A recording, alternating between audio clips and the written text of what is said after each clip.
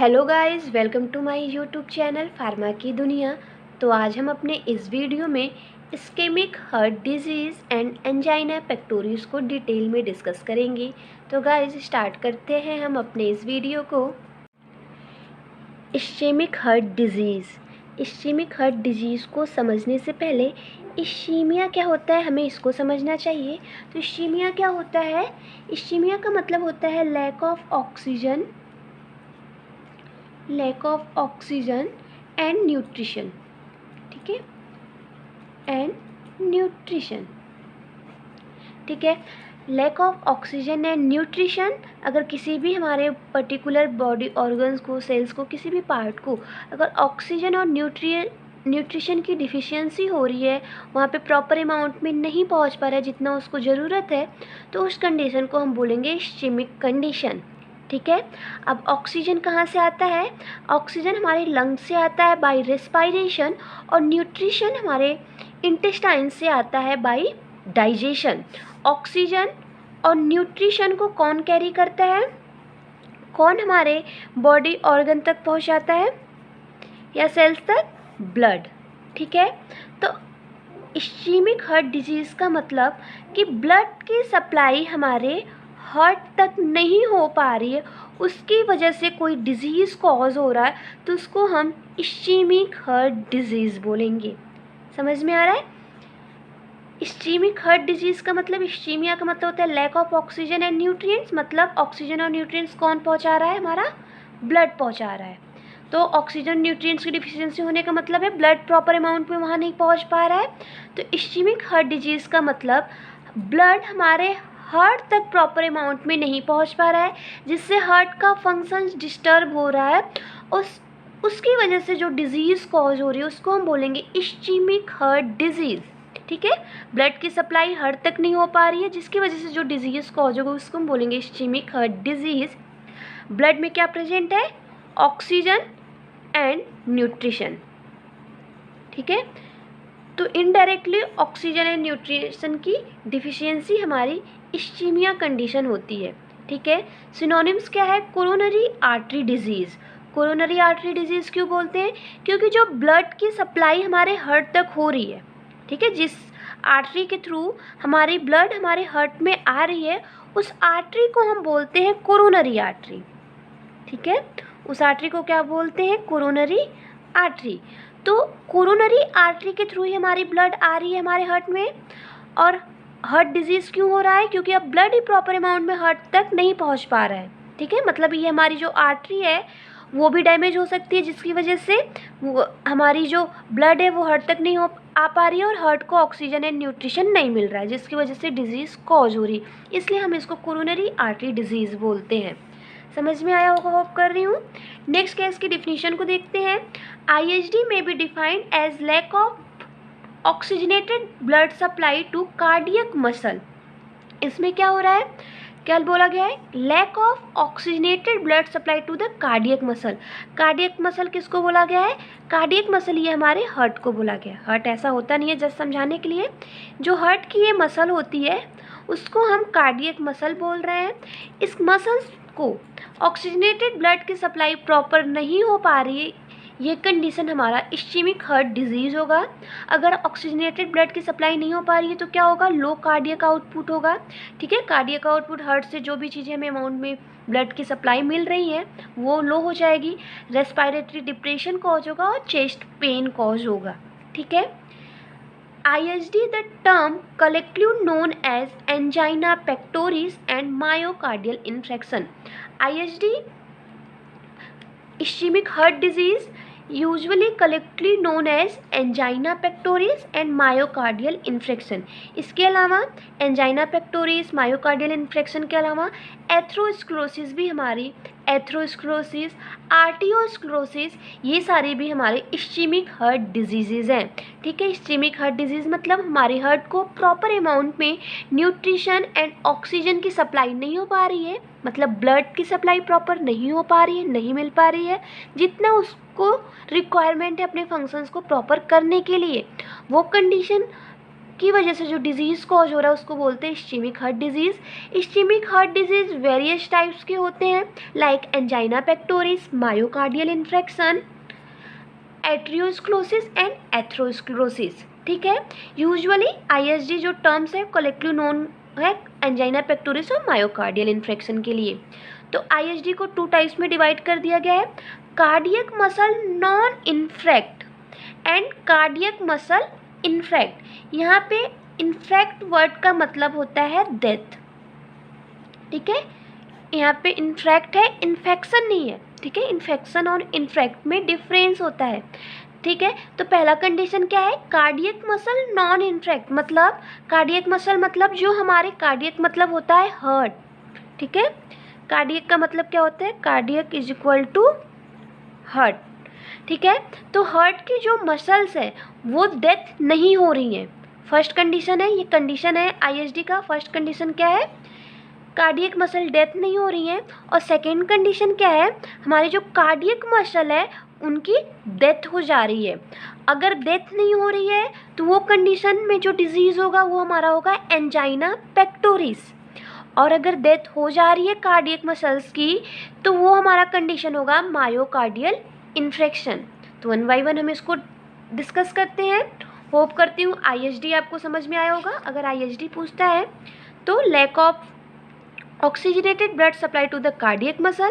ठीक है, various types के होते हैं, वेरियस डिजीज़ होती हैं आईएसडी के अंदर, angina pectoris, myocardial infection, arteriosclerosis, atherosclerosis. ठीक है, आप किसी भी डिजीज़ को डिस्क्राइब कर सकते हो। तो यहाँ पे हम एंजाइना पेक्टोरिस को डिटेल में पढ़ेंगे।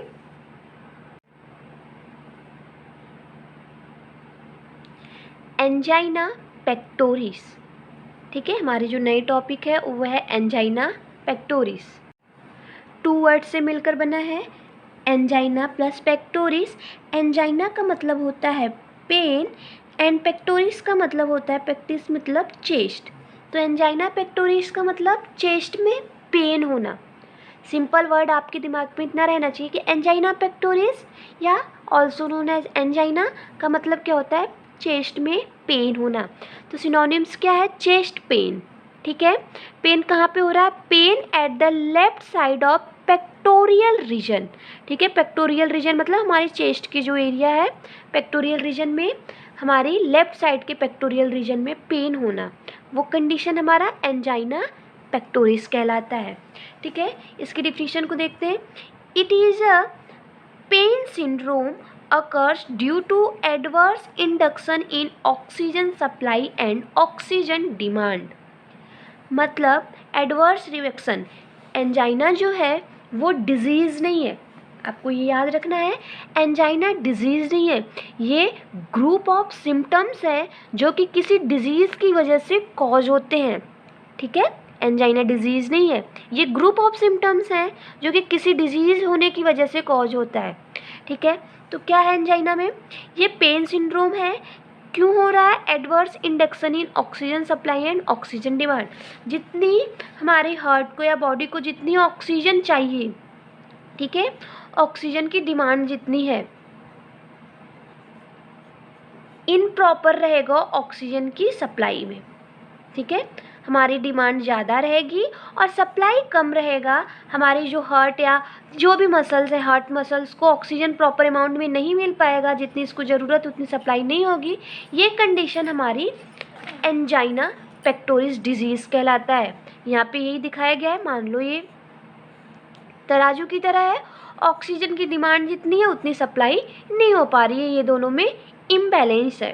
ठीक है, ऑक्सीजन की डिमांड ज़्यादा है, तराजू है, तराजू पे भारी चीज़ जो होता है वो नीचे की तरफ होता है, तो मतलब डिमांड हमारी बहुत ज़्यादा है।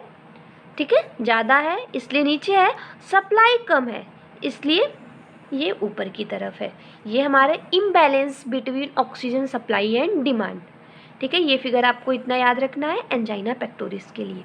ठीक है, नोट में क्या है, एंजाइना पेक्टोरिस जो वर्ड है वो लैटिन फ्रेज से डिराइव किया गया है, लैटिन वर्ड से लिया गया है। तो क्या मतलब होता है, a struggling feeling in the chest. Struggling का मतलब होता है दम घोटना या दबाना, तो ऐसी फीलिंग होगी हमारे चेस्ट पे, तो वो कंडीशन हमारा एंजाइना पेक्टोरिस होगा।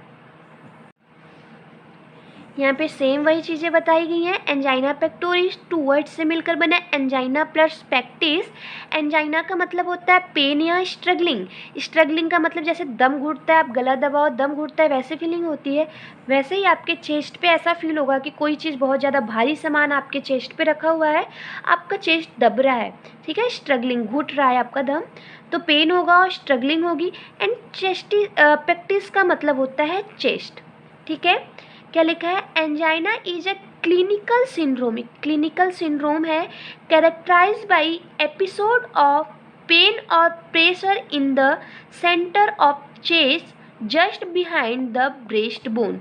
आपके लेफ्ट साइड के चेस्ट में, जो कि ब्रेस्ट बोन के जस्ट पीछे होगा, यहाँ पे ब्रेस्ट होगा, ब्रेस्ट बोन के जस्ट पीछे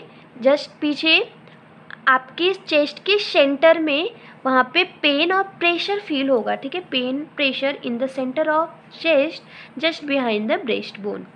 it occurs when the heart muscle को हम क्या बोलते हैं? मायोकार्डियम, ठीक है। मायो का मतलब होता है मसल एंड कार्डियम का मतलब होता है हार्ट। तो heart muscle does not get as much blood, hence oxygen as it needs because of narrow or blocked coronary blood vessels।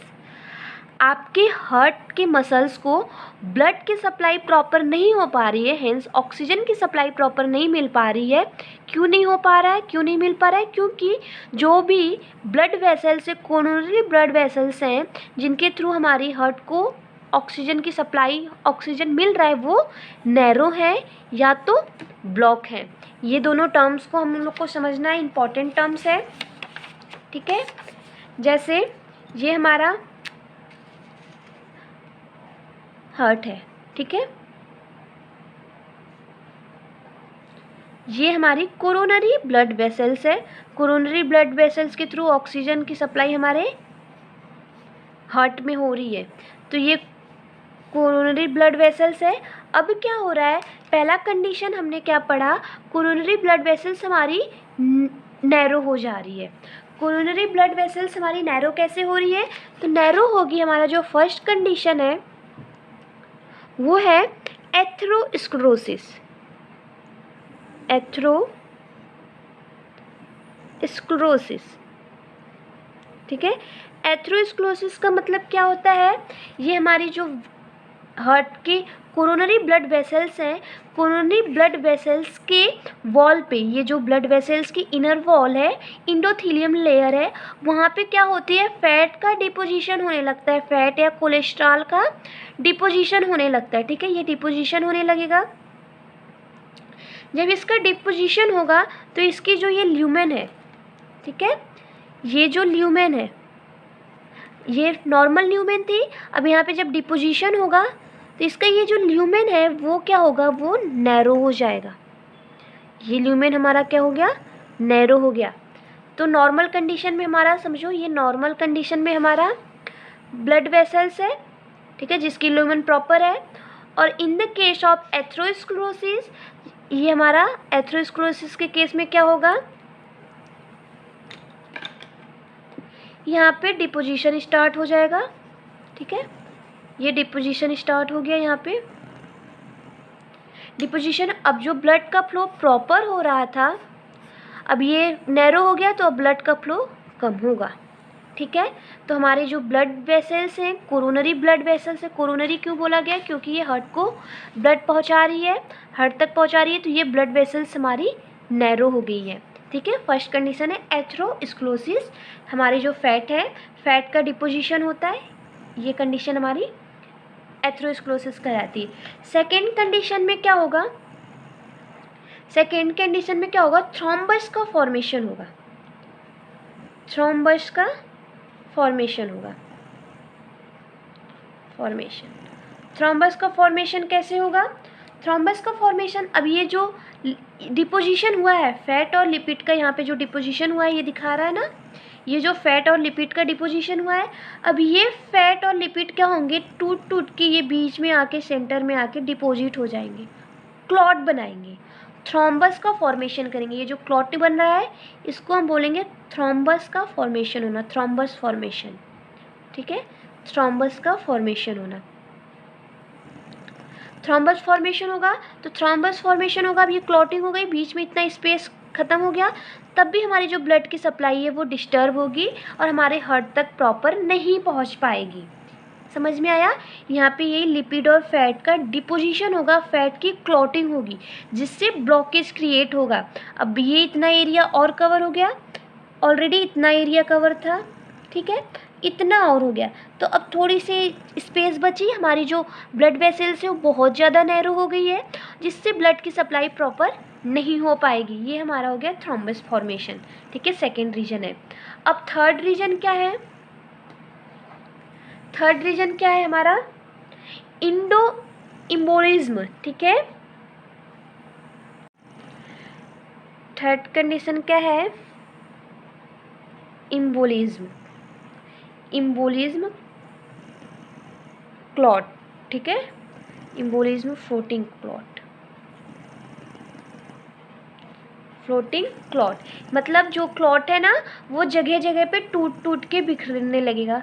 ये क्लॉट फ्लोट कर रहा है मतलब बह रहा है, तब भी हमारा ब्लड की सप्लाई डिस्टर्ब होगी। ये जो फ्लोट कर रहा है फ्लोटिंग क्लॉट है, ये जो क्लॉट है वो टूट के बिखरने लगा, ठीक है, ये थर्ड कंडीशन है। हमारी फोर्थ कंडीशन क्या है? फोर्थ कंडीशन हमारी है, फोर्थ कंडीशन में क्या है? ये हमारे ब्लड वेसल्स है, ठीक है, ब्लड वेसल्स की जो इनर लाइनिंग है, ये इनर लाइनिंग को हम इंडोथीलियम लेयर, इंडोथीलियम सेल से बनी होती है। ये इंडोथीलियम सेल क्या प्रोड्यूस करती है? इंडोथीलियम जो लाइनिंग है ये प्रोड्यूस करती है nitric oxide, nitric oxide and prostacyclin, ठीक है, क्या प्रोड्यूस करती है? Nitric oxide and prostacyclin. ये नाइट्रिक ऑक्साइड और प्रोस्टासाइक्लिन क्या करती हैं? ब्लड की क्लॉटिंग ना हो, ठीक है, ब्लड की क्लॉटिंग ना होने में हेल्प करते हैं, ब्लड क्लॉट ना हो जाए, ठीक है, उसमें हेल्प करते हैं। But in the case of inflammation, जब हमारी ब्लड वेसल्स में, कोरोनरी ब्लड वेसल्स में इन्फ्लामेशन होता है तो ये हमारी जो नाइट्रिक ऑक्साइड और प्रोस्टासाइक्लिन है हमारे इंडोथीलियम लाइनिंग से प्रोड्यूस हो रही है वो अब प्रोड्यूस नहीं होगी। अगर ये प्रोड्यूस नहीं होगी तो ब्लड की क्लॉटिंग होने लगेगी, मतलब ब्लड का थक्का, क्लॉट जमने लगेगा, जिसकी वजह से हमारे जो ब्लड की सप्लाई हो रही है वो नहीं हो पाएगी प्रॉपर हमारे हार्ट को। इतना समझ में आया? तो हमें क्या समझा हमने सारे में कि हार्ट का क्या काम होता है? पूरी बॉडी को ब्लड की सप्लाई देना, बट हार्ट के भी जो मसल्स हैं उनको सरवाइव करने के लिए, जीने के लिए ऑक्सीजन और न्यूट्रिएंट्स की ज़रूरत है। तो आयोटा के थ्रू, ठीक है, आयोटा के थ्रू डायरेक्ट हार्ट को ब्लड जाता है वाया कोरोनरी आर्टरी, ठीक है, आयोटा के थ्रू, किसके थ्रू? आयोटा के थ्रू डायरेक्ट हार्ट तक ब्लड जाता है वाया कोरोनरी आर्टरी। तो कोरोनरी आर्टरी में कोई डिस्टरबेंस हो, कोरोनरी ब्लड वेसल्स में डिस्टरबेंस हो, जिसकी वजह से हार्ट तक प्रॉपर ब्लड नहीं आ पाए, मतलब ऑक्सीजन नहीं आ पाए, इसकी वजह से हार्ट में जो भी प्रॉब्लम हो रही है उसी को हम बोलेंगे एंजाइना पेक्टोरिस, ठीक है। यूजुअली एंजाइना पेक्टोरिस 3 टाइप्स के होते हैं, यहाँ पे ये 3 लिखा हुआ है, ठीक है, THREE 3 टाइप्स के होते हैं। पहला stable angina, common type, unstable uncommon type, variant angina, presenter type angina, ठीक है। स्टेबल एंजाइना क्या होता है? Stable angina generally occurs with physical एक्सरेशन but can be improved after rest. Usually जो स्टेबल एंजाइना होता है ना वो आप फिजिकल एक्टिविटी बहुत ज़्यादा कर रहे हो उसकी वजह से कॉज होता है, और अगर आप रेस्ट कर रहे हो तो भी वो आपके एंजाइना जो है वो ठीक हो जाती है। ये हमारा हुआ फिजिकल एंजाइना। अनस्टेबल एंजाइना क्या है? Unstable angina generally occur at the rest. Unstable angina generally rest के टाइम पे होता है। ये बहुत ही डेंजरस टाइप है एंजाइना का, डेंजरस कंडीशन है। ये रिक्वायर इमरजेंसी ट्रीटमेंट, क्योंकि आप रेस्ट कर रहे हो फिर भी आपके चेस्ट पेन हो रही है, आपके हार्ट को ऑक्सीजन नहीं मिल पा रहा है, तो ये डेंजरस कंडीशन है, तुरंत आपको ट्रीटमेंट की ज़रूरत है। Often a sign that a heart attack could occur soon, और ये एक साइन है, एक लक्षण है हार्ट अटैक होने का। ठीक है। एंजाइना लक्षण है हार्ट अटैक होने का जब आप रेस्ट करने के बाद भी आपके चेस्ट में पेन हो रहा है, मतलब हार्ट को प्रॉपर ऑक्सीजन ब्लड नहीं मिल रहा है, तो ये कंटिन्यूअसली क्रोनिक टाइम के लिए रहा, थोड़े लंबे समय के लिए, तो हार्ट अटैक भी हो सकता है, इसलिए इमरजेंसी ट्रीटमेंट की ज़रूरत होती है। थर्ड है वेरिएंट एंजाइना। वेरिएंट एंजाइना जो है वो रेयर फॉर्म होता है, कॉज होता है spasm in the coronary artery. Spasm का मतलब होता है नैरोइंग, ठीक है, नैरोइंग। हमारी जो कोरोनरी आर्टरी है, ये हमारी नॉर्मल कोरोनरी आर्टरी है। In the case of inflammation, ये अब हमारी कोरोनरी आर्टरी जो है, ये हमारी कोरोनरी आर्टरी नैरो हो जा रही है, ठीक है। ये हमारी कोरोनरी आर्टरी अब नैरो हो जा रही है, ये हमारा हुआ spasm in a coronary artery. Coronary artery narrow हो जा रही है, जिसकी वजह से ब्लड की सप्लाई प्रॉपर नहीं हो पा रही है। एपिडेमियोलॉजी में वुमेन्स में सबसे ज़्यादा केसेस देखने को मिलते हैं देन मेंस, ठीक है, और 40 to 45% एंजाइना से सफ़र कर रहे हैं। ईटियोलॉजी में दो रीजन होता है, मेन दो रीजन रिस्पॉन्सिबल होते हैं एंजाइना पेक्टोरिस होने के लिए। पहला तो है कोरोनरी आर्टरी ब्लॉकेज, या तो हमारी ये जो कोरोनरी आर्टरी है, ठीक है, कोरोनरी आर्टरी का मतलब जो हमारे हार्ट तक, जो आर्टरी हमारे हार्ट तक ब्लड को पहुंचा रही है, उसको हम कोरोनरी आर्टरी बोल रहे हैं। इनमें ब्लॉकेज आ जाए, क्लॉट का फॉर्मेशन हो जाए, ठीक है, क्लॉट के फॉर्मेशन होने की वजह से ब्लड की सप्लाई जो हो रही है वो प्रॉपर नहीं हो पा रही है, या तो कोरोनरी आर्टरी वैसोस्पाज्म, या तो हमारी ये जो कोरोनरी आर्टरी है, ये नॉर्मल कोरोनरी आर्टरी है, उसमें क्या हो जा रहा है, ये हमारी कोरोनरी आर्टरी नैरो हो जा रही है, ठीक है। नैरो क्यों हो रही है, क्योंकि यहाँ पे ऐसे ऐसे फैट के डिपोजिशन होने लगे। अब जो स्पेस इतना था पूरा, ये पूरा स्पेस था, अब ये नैरो हो जा रहा है, नैरो हो रहा है, तो ये अब ऐसा हो गया, ठीक है। तो फर्स्ट कंडीशन में ब्लॉकेज हो रहा है जिसकी वजह से ब्लड की सप्लाई हार्ट तक नहीं पहुंच पा रही है। सेकंड कंडीशन में नैरो हो रहा है जिसकी वजह से हार्ट तक ब्लड की सप्लाई प्रॉपर नहीं पहुंच पा रही है, ब्लड नहीं जाएगा तो ऑक्सीजन नहीं मिलेगा। और कुछ रिस्क फैक्टर हैं जो कि एंजाइना को और इनिशिएट करते हैं। हाई ब्लड प्रेशर होना, ब्लड का बहुत प्रेशर हाई होने की वजह से। एथेरोस्क्लेरोसिस, एथेरोस्क्लेरोसिस मैंने ऑलरेडी डिस्कस किया है। एथेरोस्क्लेरोसिस मतलब ये जो आर्टरी है, कोरोनरी आर्टरी, उसकी वॉल पे, एंडोथेलियम लेयर पे फैट का डिपोजिशन होना, ठीक है, यहाँ पे फैट का डिपोजिशन होना, जिससे इसकी जो ल्यूमेन है, ल्यूमेन हमारी जो है वो नैरो हो जाएगी। स्मोकिंग करने की वजह से बहुत ज़्यादा मोटापा, ओबिसिटी होने की वजह से सरफेस एरिया बढ़ जाएगा। सरफेस एरिया आपकी बॉडी का है तो बहुत ज़्यादा ब्लड की सप्लाई ज़रूरी हो जाएगी ना, उसकी वजह से भी आपके हार्ट तक ब्लड नहीं पहुंच पा रहा है। डायबिटीज़ मिलाइटस हो गया, एक्सेस इंटेक ऑफ फैट और सॉल्ट, अगर आप फैट और सॉल्ट का इंटेक करें वही जाके यहाँ पे डिपॉजिट हो रहा है। Emotional stress, eating heavy meals, बहुत ज़्यादा खाना खाने की वजह से।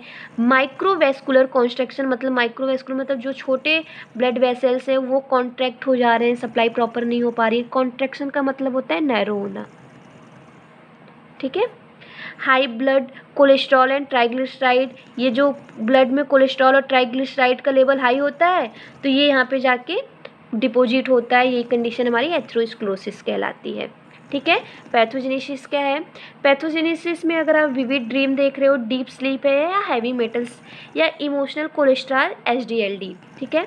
अगर डीप स्लीप ये सारी प्रॉब्लम हो रही है तो एक कंडीशन आपका क्या है, कोरोनरी आर्टरी वैसोस्पाज्म होगा। कोलेस्ट्रॉल लेवल इंक्रीज है, इमोशंस है, तो वहाँ पे क्या होगा, हमारी कोरोनरी आर्टरी ब्लॉकेज होगी। ये दोनों रीजन होने की वजह से क्या होगा, इनसफिशिएंट कोरोनरी ब्लड फ्लो, या तो ये हमारी कोरोनरी आर्टरी है, ठीक है, ये हमारी कोरोनरी आर्टरी है, ठीक है। वेरियस ईटियोलॉजिकल एजेंट, इनकी जगह आप लिख सकते हो ऊपर वेरियस ईटियोलॉजिकल एजेंट या due to aetiological agent. First condition क्या है, कोरोनरी आर्टरी वैसोस्पाज्म, हमारी जो कोरोनरी आर्टरी है वहाँ पे डिपोजिशन, ये फैट का डिपोजिशन होने की वजह से, अब ये फैट का डिपोजिशन होने की वजह से ये आर्टरी अब हमारी क्या हो गई है, नैरो हो गई है, ठीक है। या तो कोरोनरी आर्टरी ब्लॉकेज, हमारी जो कोरोनरी आर्टरी है या तो उनमें ब्लॉकेज आ गया है, ब्लॉकेज मतलब यहाँ पे क्लॉटिंग का फॉर्मेशन हो गया है। इन दोनों केस में क्या होगा, इन दोनों केस में क्या होगा, जो ब्लड की सप्लाई प्रॉपर हो रही थी, ठीक है, यहाँ पे प्रॉपर हो रही थी, अब यहाँ पे ये ब्लड की सप्लाई कम होगी, यहाँ पे भी ये ब्लड की सप्लाई कम होगी। ठीक है, तो क्या होगा, insufficient coronary blood flow, coronary मतलब हार्ट तक ब्लड का फ्लो नहीं होगा, ब्लड का फ्लो नहीं होगा तो decrease oxygen supply to cardiac muscle. अब ब्लड का फ्लो नहीं होगा तो ऑक्सीजन हमारे हार्ट के मसल्स को प्रॉपर नहीं मिल पाएगा। ठीक है, हार्ट मसल्स को प्रॉपर नहीं मिल पाएगा, क्योंकि ये जो ब्लड है कहाँ ले जा रहे हैं, वो हार्ट तक ही तो जा रहे हैं। जब नहीं जाएंगे अब हार्ट तक तो ऑक्सीजन नहीं पहुँचेगा। ठीक है, तो क्या होगा, मायोकार्डियल हाइपोक्सिया। मायोकार्डियल, मायो मतलब मसल एंड कार्डियक मतलब हार्ट, हाइपोक्सिया मतलब lack of oxygen, lack of oxygen, lack oxygen. ठीक है, तो हमारे जो हार्ट की मसल्स हैं उनको ऑक्सीजन नहीं मिलेगा, वहाँ पे ऑक्सीजन की कमी हो जाएगी। ऑक्सीजन की कमी होने की वजह से पेन रिसेप्टर स्टिमुलेट होते हैं, पेन रिसेप्टर स्टिमुलेट होते हैं और पेन प्रोड्यूस होता है हमारे मायोकार्डियल सेल से और एंजाइना पेक्टोरिस कॉज होता है। ये हमारी एंजाइना पेक्टोरिस की पैथोजेनेसिस है। ठीक है, सिम्टम्स क्या होते हैं, most common symptom chest pain, जिसको बिल्कुल नहीं भूलना है, एंजाइना पेक्टोरिस का मतलब ही होता है chest pain. And pain often radiate to the neck, jaw, back और यहाँ पे पॉइंट नहीं है, बैक और इपीगैस्ट्रिक रीजन। पेन जो है चेस्ट से अपर और रेडिएट होगा और बढ़ेगा, हमारे नेक तक जाएगा, जॉ तक जाएगा। ठीक है, बैक और इपीगैस्ट्रिक रीजन तक जाएगा। ब्रीथलेसनेस, अब चेस्ट पेन हो रहा है तो प्रॉपर सांस लेने में प्रॉब्लम होगी, ब्रीथलेसनेस होगा, फटीग होगा। ठीक है, reduce cardiac output, cardiac output क्या होता है, हमारी पर्टिकुलर एक टाइम के लिए आपके ब्लड, आपके हार्ट के द्वारा कितना ब्लड पंप हो रहा है, ये हमारा है कार्डियक आउटपुट। एक गिवन टाइम पीरियड्स में हमारे हार्ट के द्वारा कितना ब्लड पंप किया जा रहा है उसको बोलते हैं कार्डियक आउटपुट। तो जब हार्ट को ऑक्सीजन नहीं मिलेगा, हार्ट की मसल्स वीक हो जाएंगी, तो हार्ट भी अपना काम करना बंद कर देगा, मतलब हार्ट ब्लड को पंप कर रहा था वो अब पंप करना कम कर देगा, इसीलिए रिड्यूस कार्डियक आउटपुट। इंडाइजेशन होगा, हार्ट बर्न होगा, स्वेटिंग होगी, नोजिया, मिचली आएगी और शॉर्टनेस ऑफ ब्रीथ होगा। डायग्नोसिस में क्या होगा, डायग्नोसिस में फिजिकल एग्जामिनेशन करेंगे, ईसीजी एग्जामिनेशन करेंगे, ईसीजी रेस्टिंग टाइम में भी करेंगे और एक्सरसाइज टाइम में भी करेंगे।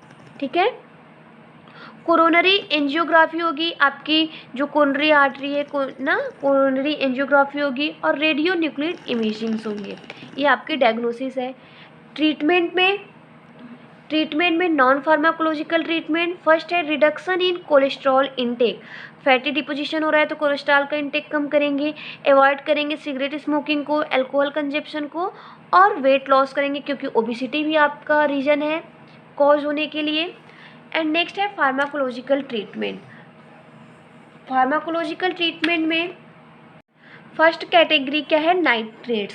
नाइट्रेट्स कैसे वर्क करता है, वैसोडाइलेटर की तरह, क्योंकि इसमें हमारे इस कंडीशन में हमारा क्या हो रहा है, जो हमारा ब्लड वेसल्स है वो कॉन्ट्रैक्ट हो रहा है, कॉन्ट्रैक्ट का मतलब नैरो हो रहा है, इनकी ल्यूमेन कम हो रही है, बट नाइट्रेट क्या करेगा, इनको डायलेट करके अपने प्रॉपर कंडीशन में फिर से ला देगा। ठीक है, डायलेट कर देगा। फिर anti platelets drug, platelets drug क्या करती है, जो ब्लड की क्लॉटिंग हो रही है, जो क्लॉट बन रहा है उसको क्या नाम है, रिमूव करेंगे। Anti platelet drug decreasing platelet aggregation and inhibiting thrombus formation, जो भी थ्रोम्बस का फॉर्मेशन हो रहा है उनको इनिबिट करेंगे। कैल्शियम चैनल ब्लॉकर, ये भी हमारी जो वैसोडाइलेशन में हेल्प करेंगे, हार्ट रेट को कम करेंगे। ठीक है, and movement of blocking the movement of extra cellular calcium into the cells. ठीक है, ये हमारे कैल्शियम चैनल ब्लॉकर है। बीटा ब्लॉकर्स, बीटा ब्लॉकर्स भी क्या करता है, रिड्यूस करता है workload of the heart, heart पे जो वर्कलोड है उसको रिड्यूस करता है और blood vessels and causing the heart to beat slowly and with less force, और क्या करता है, वर्कलोड कम करता है और हार्ट को क्या करता है, रेस्ट देता है जिससे वो स्लोली बीट करे।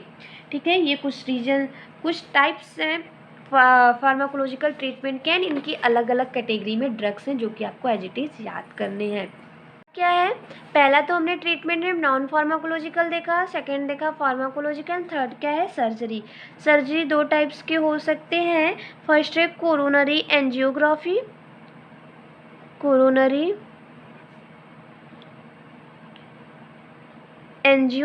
एंजियोप्लास्टी, एंड सेकंड क्या है कोरोनरी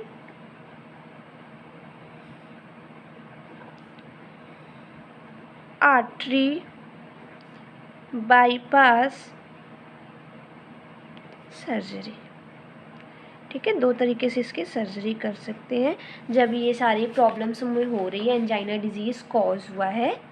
तो होप करती हूँ ये टॉपिक आपको समझ में आया हो। अगर कोई भी डाउट हो तो कमेंट सेक्शन में कमेंट करें, आपके सारे प्रॉब्लम्स को हम कम करने की कोशिश करेंगे, ख़त्म करने की कोशिश करेंगे। अगर वीडियोज़ अच्छी लगी हो तो अपने दोस्तों में शेयर करिए, 1000 सब्सक्रिप्शन जल्दी से पूरे करने में हेल्प करिए। Thank you so much, keep watching pharma की दुनिया।